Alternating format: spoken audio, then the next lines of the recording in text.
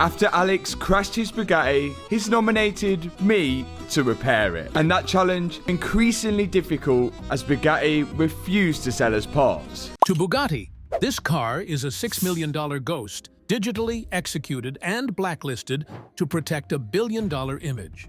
They did not just refuse to fix it, they tried to delete its right to exist. But Mat Armstrong just committed the ultimate corporate sin. He bought the wreckage and declared war on the most powerful car brand on Earth. Bugatti says it is impossible. Mat says they are lying. So the question is not just who wins, it is whether a car the factory buried can actually be brought back to life at all. The deal. Nobody was meant to see. In 2025, Alex Gonzalez, a lifestyle influencer known for showing off one of the most insane luxury car collections online, posted something that instantly stopped people in their tracks.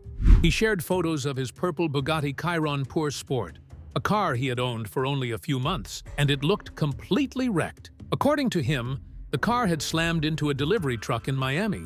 And just like that, one of the rarest cars on Earth was reduced to a pile of scrap. Now, you would think this would just be another crash story that everyone will just scroll past. But it did not play out like that. In fact, within hours, car forums, TikTokers, and YouTube channels were dissecting every detail of the wreckage, trying to understand what actually happened. Well, on a normal day, this would just be another insurance claim. A damaged car, paperwork, repairs, and life move on. But this is Bugatti Pure Sport we are talking about here.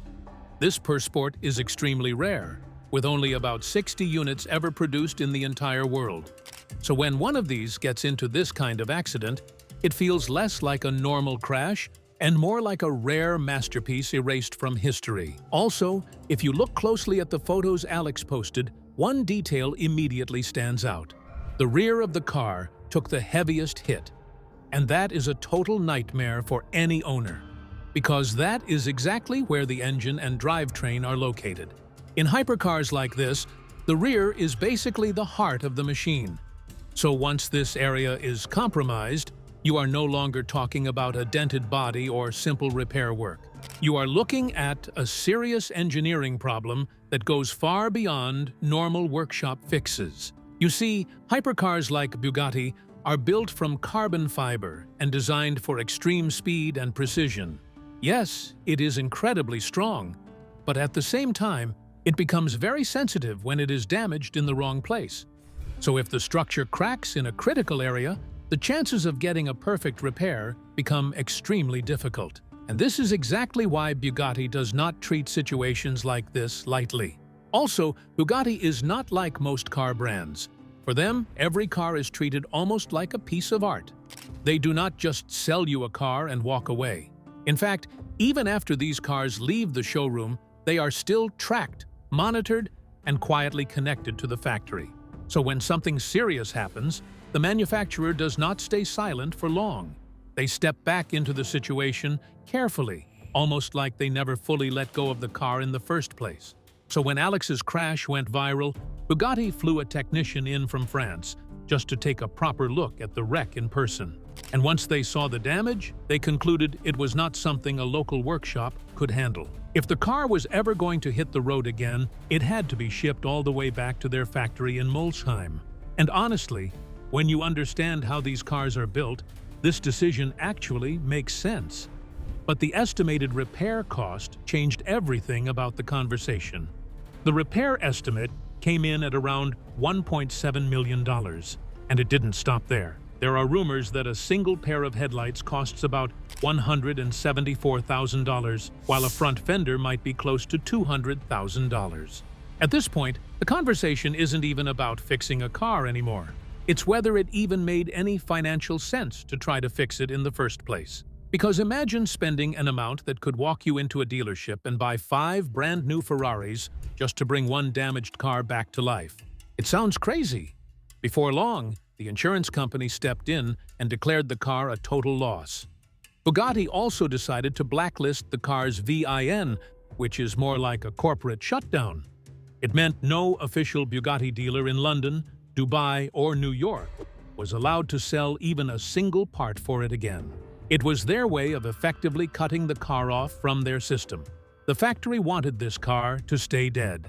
A rebuilt Bugatti is a risk to their brand, and they would rather see a $6 million machine rot in a junkyard than have it driving around with a salvaged title. Eventually, the wreck ended up at a salvage auction, sold off to whoever was willing to gamble on a dead machine. There were also rumors that the price it sold for was shockingly low compared to its original $6 million value.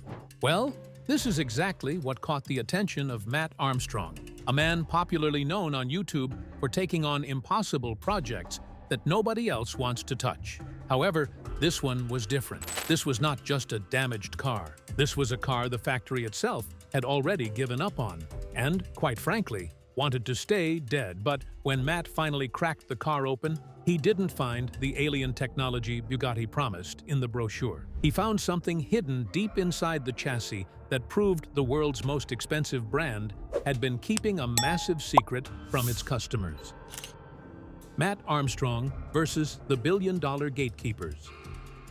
For those familiar with Mat Armstrong, you know he is no stranger to impossible projects. He has built his brand on YouTube as the guy who takes cars that everyone else has given up on and somehow brings them back to life. Flooded cars, wrecked cars, and abandoned builds, that is his lane. But the moment this purple Bugatti Chiron Pur Sport rolled into his workshop, he knew it was different from anything he had ever taken on. Usually, a mechanic's biggest challenge is just rust or twisted metal. This time, Mat was up against a billion-dollar corporate wall. Bugatti had already decided this car should never drive again, but Mat has built his entire career on ignoring what the experts say. He jumped straight into a total teardown, stripping away every panel and bolt to see if he could actually beat the factory at their own game. As the layers of carbon fiber started coming off, Mat made a discovery that left millions stunned. Deep inside this $4 million masterpiece, he began finding parts stamped with Volkswagen and Audi logos. This was something most fans never expected to see. For a brand that markets itself as a sacred piece of art, finding common parts inside was a major revelation. It challenged the entire idea that every inch of the car was built from scratch and remained completely exclusive. However, Bugatti has an engineering explanation for this. Bugatti uses shared components for things like sensors and electronics because they are already tested and proven to work over millions of miles. From a technical point of view, it actually makes sense. Still, seeing a Volkswagen logo inside a Chiron changed how people viewed the machine. It stripped away the mystery and showed that underneath all the hype and prestige, it is still a car made up of regular parts. However, the real challenge of this rebuild was not mechanical. It was the invisible barriers. When Mat tried to access the car's systems, he always hit a dead end. The engine control unit, known as the brain of the car, was programmed to stay inactive. Because of the blacklist, the car was essentially locked from the inside. Bugatti is famous for this kind of gatekeeping. They insist that their cars can only be touched by their own technicians using their own secret equipment. It felt less like a safety measure and more like they were trying to protect a monopoly on repairs. Instead of just fixing broken parts, Mat found himself fighting software blocks. The system required approval from Bugatti's servers in France just to perform basic operations. Without this connection, the car could not function. But instead of letting this stop him, Mat kept the cameras rolling. This was no longer just about rebuilding a car. It was about showing millions of people how difficult it has become to fix something you legally own. Then came the discovery that changed everything we thought we knew about Bugatti. You see, in the official Bugatti factory, removing the W16 engine is a carefully controlled process, using expensive tools and a sterile environment. In Mat's workshop,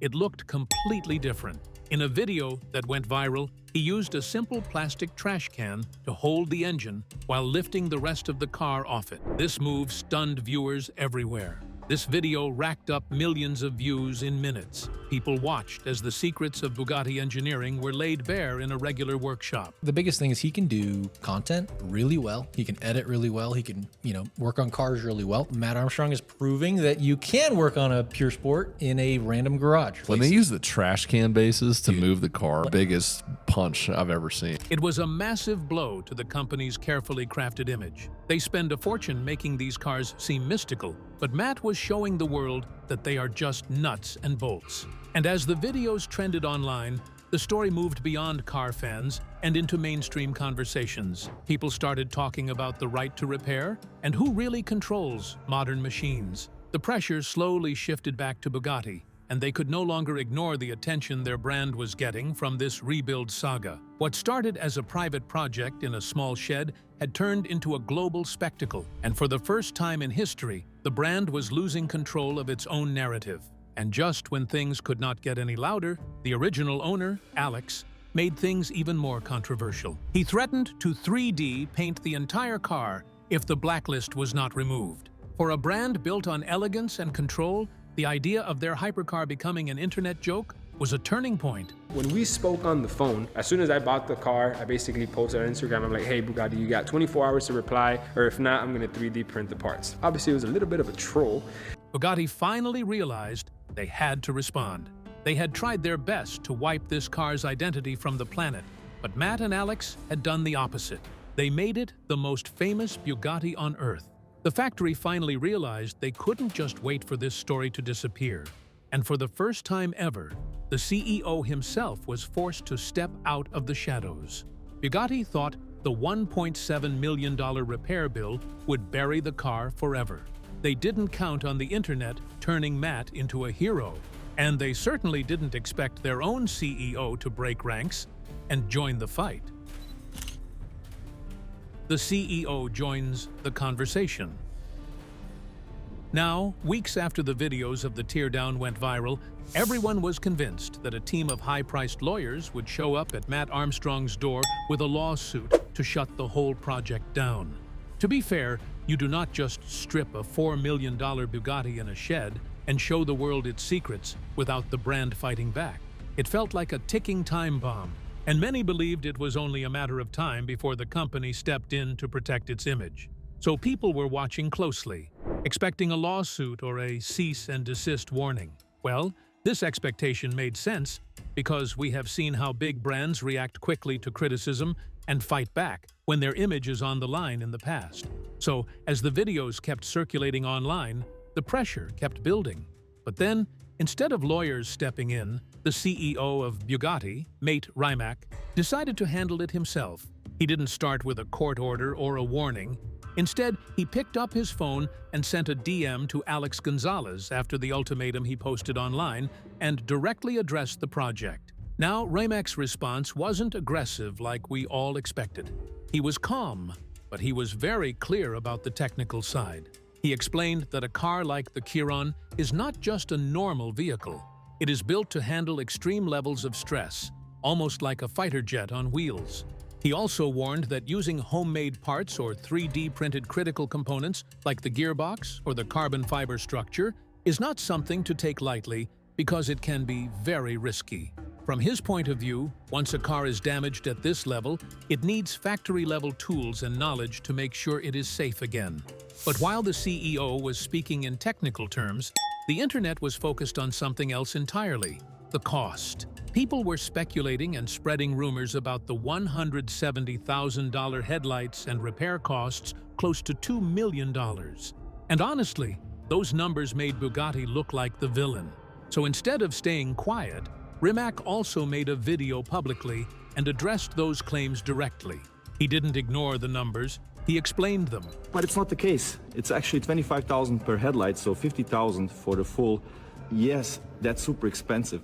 But to develop a headlight for a car like this, which is on a very high level, it takes tens of millions of euros. He said a headlight is closer to $50,000, not $170,000. This is still expensive, but it showed that some of the viral claims were exaggerated. He didn't stop there. He took his time to explain that the million-dollar repair figures people kept mentioning were worst-case estimates used for insurance, not the real cost of fixing the car. He also did something that left everyone stunned by unblacklisting the car. Rimac made it clear that while Bugatti could not officially support a rebuild done outside their system, they were not going to completely block the car from being saved. They didn't fully step in, but they also didn't shut the project down. They allowed a path for the car to be unblocked, which meant the system would no longer treat it like a dead car. For the first time, Mat Armstrong could finally move forward without hitting a wall at every step. he had access to what he needed, and the rebuild started to feel real instead of impossible. And just like that, the story shifted. It was no longer about whether he would be stopped. It became one of those rare moments where a company like Bugatti, known for tight control and secrecy, showed a level of openness nobody really expected. Additionally, it's important to understand that Rimac isn't just your regular type of CEO. You can see that with the way he handled the whole situation. He actually started very much like Mat Armstrong. When he was just 19 years old, he was working in a garage in Croatia, turning an old, rusty BMW into an electric race car. He was the kind of builder who had to figure everything out, step by step, with no big company behind him. So, this makes him understand and relate to Mat's drive. And when you really look at it, you can tell Rimac understands how the social media world works today. He knew that if he went the usual route with lawyers, it would look like a big company bullying a man because they can't take criticism. You see, these kinds of stories trend fast online these days, and before you know it, the image the company has spent years building will be dragged through the mud. So instead, he chose a different approach. He stepped in calmly, made the brand feel more relatable, and showed that Bugatti was actually paying attention. At the same time, he made sure people understood the risks involved in what Mat was doing, while also giving him credit and even saying he enjoyed his content. In a way, he managed to handle the tension without making things worse, and that balance is what really stood out.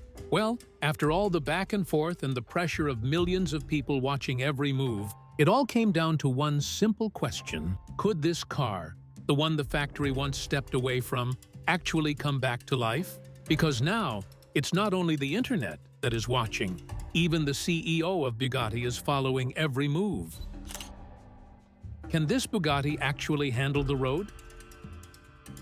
Now, as of early 2026, the car is finally starting to come back together. The purple Bugatti is beginning to look like a real car again, but the progress is slow. And honestly, it has to be. A machine built for this kind of speed does not give room for mistakes. Mat is not just putting parts back on. He is working with extreme precision, down to the smallest details. Even a tiny misalignment in the carbon fiber frame could make the car unstable or worse. This is why he has been taking his time, checking and double-checking everything before moving forward. In fact, one moment during the rebuild almost sent the entire internet into panic. In one of Mat's updates, sharp-eyed viewers noticed what looked like a small crack in the gearbox housing. Now, on a normal car, this might not mean anything, but with a Bugatti, it's very serious. A damaged gearbox can end the whole project and cost a fortune to replace. The rumors spread quickly, and people started saying the rebuild was finished. But after a careful check, it turned out to be just a surface mark. It was a huge relief, but it also showed how close this project is to going wrong at any moment. At the same time, while the physical parts were coming together, the electrical side was still a headache. Even though the blacklist had been removed, the car's systems were not fully back to normal. You see, everything inside this car has to talk to each other perfectly. Every wire, every sensor, and getting all of that to work again was not easy. However, there are now reports that the W16 engine has finally come back to life. But here's the thing. Getting the engine to run is one thing, but driving the car is another story entirely. The systems that control the car, especially the engine control unit, are very sensitive. This is what manages the power and helps keep the car stable at high speed. If that is not working exactly right, the car cannot be driven safely. So right now, the project is at that final stretch.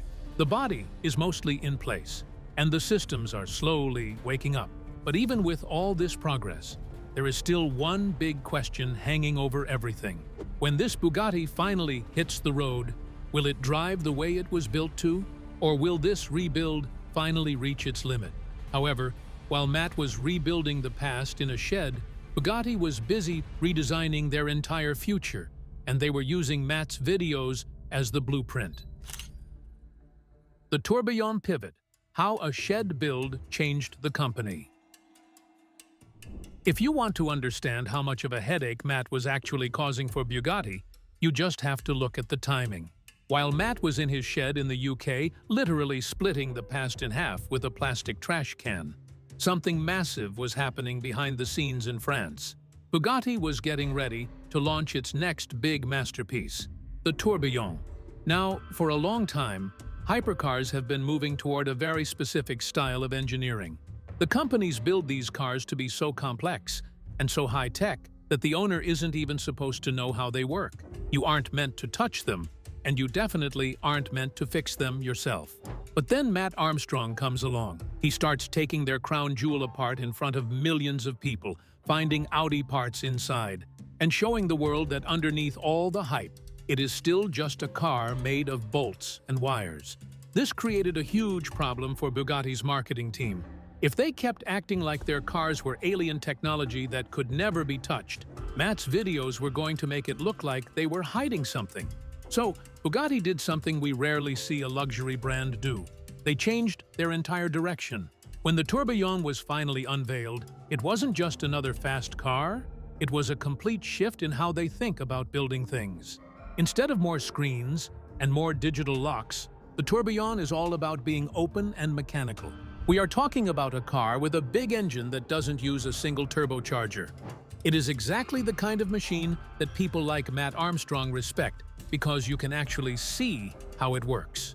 Mat Armstrong, the CEO, started calling the car a Swiss watch on wheels. By getting rid of the 4 complicated turbos found in the older Chiron, he actually made the engine simpler to look at. He leaned into the idea that the internal parts of the car are the most beautiful parts. It felt like he was watching Mat's videos and realizing that the audience doesn't want a polished brochure. They want to see the gears actually turning. But let's be real for a second. This wasn't just about making a cool-looking car. It was about survival. Mat Armstrong's project proved that the old way of doing things was dying. People are tired of buying expensive products only to be told that they aren't allowed to repair them. They want to know that if they spend millions of dollars, the car actually belongs to them and not the factory's legal department. By designing the Tourbillon to be more mechanical, Rimac was basically making it more permanent. He is admitting that the future of Bugatti isn't just about selling a new car every couple of years. It's about building a legacy that can last 100 years. And you can't have a long legacy if the factory tries to delete the car from the system the second it gets a scratch on it. This is the real impact Mat had on the industry. He didn't just save one purple car, he forced the world's most exclusive brand to stop being a closed-off fortress. He made them prove why they are worth the money. For the first time, Bugatti had to acknowledge that the people who actually understand how engines work are the ones who truly keep the brand alive. It is a strange relationship when you think about it. You have the CEO of a multi-billion-dollar empire and a guy in a hoodie from the UK, and they are both obsessed with the same thing, the beautiful and sometimes frustrating reality of high-end engineering. So, when the Tourbillon finally hits the streets, it is going to have a brand image that feels much more authentic than it did just a few years ago. Bugatti went from being a status symbol for people who just want to show off to a masterpiece for people who love mechanics. And honestly, they have Mat Armstrong to thank for that. He became the best marketing they never had to pay for. By refusing to let that dead Chiron stay buried, Mat didn't just win a fight against a big company. He helped start a new era where the idea of a car being unfixable is finally starting to disappear. One man has a factory, the other has a shed. But at the end of the day, they are finally speaking the same language. It is a clear signal to everyone watching that the days of big companies controlling everything you own might finally be coming to an end. The war for ownership. At the end of the day, the moment Mat Armstrong's Bugatti project went viral, it stopped being just another garage build. It turned into something much bigger, a global spotlight on the right to repair. Suddenly, millions of people were not just watching a guy fix a car, they were watching a real-world clash over one simple idea: who actually has the right to fix the things they own? And honestly, this is where the story gets a little uncomfortable. See, the Bugatti at the center of all this was not just physically broken, it was blacklisted. The factory essentially tried to erase the car from existence by blocking every official path to save it. And for anyone following along, that raised a serious question. If you can buy a product, but you are forbidden from repairing it, do you actually own it? Or are you just a high-paying tenant with a very expensive seat? Now, you have to look at it from Bugatti's side too.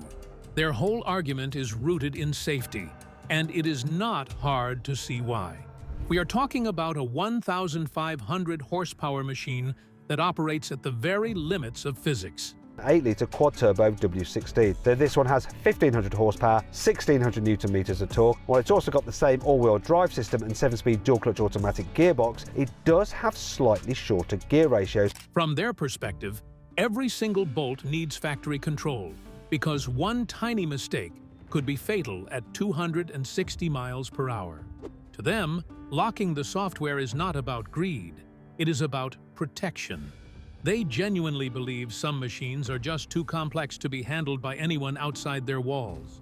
But on the other hand, the reaction from the community has been completely different.